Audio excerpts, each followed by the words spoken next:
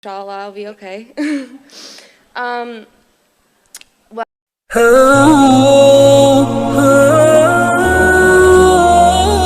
Bismillahirrahmanirrahim. Assalamualaikum, sahabat beriman. Lisa Vogelhamid adalah seorang fotografer pernikahan dan fashion internasional memilih menjadi seorang muslimah. Sehari-hari dia tampil di publik dengan jilbab sebagai penutup aurat. Proses Lisa memeluk Islam menjadi bagian sangat penting dalam hidupnya.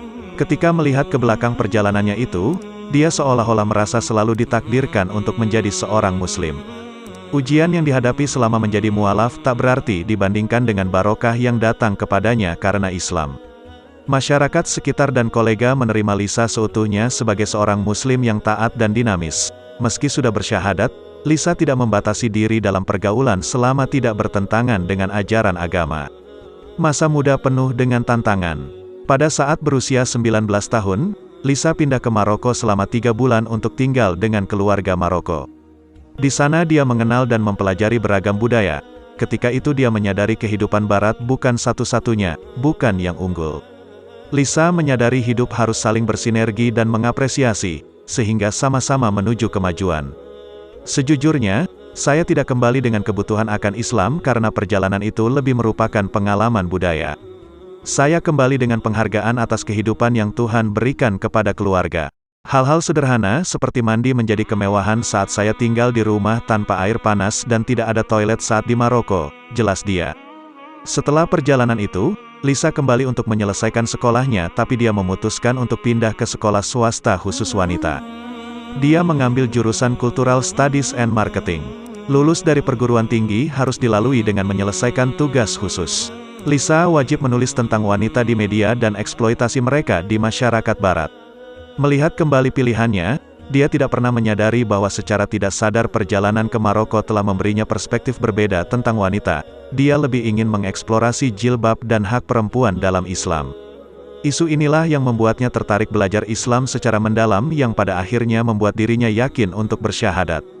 Setelah lulus kuliah, dia langsung mendapatkan pekerjaan di sebuah perusahaan. Tetapi tak lama dia baru menyadari jika pekerjaan itu tidak cocok untuknya. Setelah memutuskan berhenti bekerja, Lisa kemudian memilih untuk melanjutkan pendidikan di sekolah fotografi. Beberapa bulan menempuh pendidikan khusus, dia diberi tugas untuk membuat gambar dokumenter 2 menit mengenai topik apapun yang diinginkan. Dia memutuskan untuk memilih jilbab sebagai topiknya. Saya tidak pernah benar-benar bertanya mengapa wanita memakainya, yang mengejutkan mengingat saya memakainya sendiri selama 3 bulan sementara di Maroko. Saya hanya melihatnya sebagai lebih dari pakaian budaya, bukan aturan agama, jelas dia.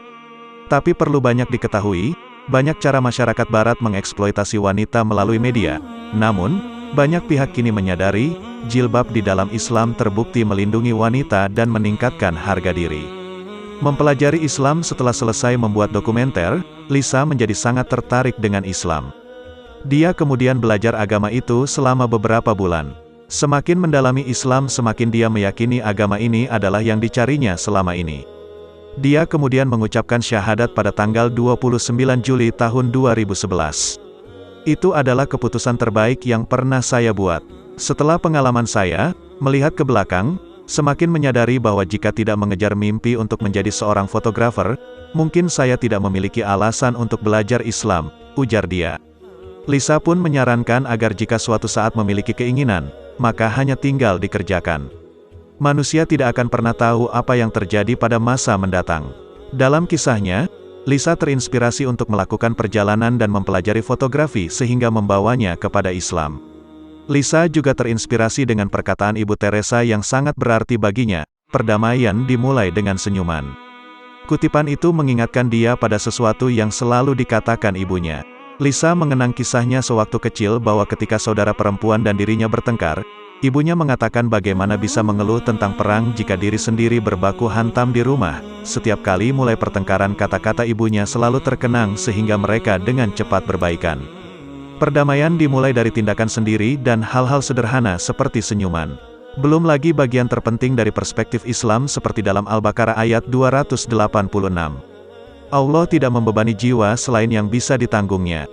Saya percaya ini dekat dengan hati saya karena ada beberapa cobaan yang saya hadapi setelah beralih ke Islam dan saya tahu bahwa jika Tuhan mengambil sesuatu dari hidup saya, itu karena Dia akan menempatkannya dengan sesuatu yang lebih baik, jelas dia. Dia berharap agar Muslim benar-benar memperhatikan lingkungan sekitar. Jangan sampai mereka memisahkan diri dari budaya lain. Budaya akan menjadi sarana masyarakat untuk saling memahami, sehingga dapat menggapai tujuan bersama-sama. Jika ini lebih dikenal luas, Lisa percaya bahwa ini akan memberi perspektif yang berbeda kepada non-Muslim tentang Islam. Ini menunjukkan bahwa kita setara di mata Allah dan itulah yang sebenarnya penting. Perjalanan hidup Lisa tidak terlepas dari hal-hal yang menginspirasinya. Selain Al-Quran dan hadis, dia juga memiliki buku favorit yang menjadi inspirasi hidupnya. Buku ini dibacanya saat berusia 12 atau 13 tahun yang berjudul The 12 Angel karangan Og Mandino. Tak hanya bahan bacaan, sosok ibu merupakan seseorang yang menginspirasinya. Saya bisa menjadi seperti ini karena ibu yang telah mendidik dengan baik. Dia berprofesi sebagai pembicara motivasi sehingga tertanam dalam diriku di usia muda untuk mengejar mimpi dan tidak putus asa menghadapi apapun yang menghalangi, jelas dia.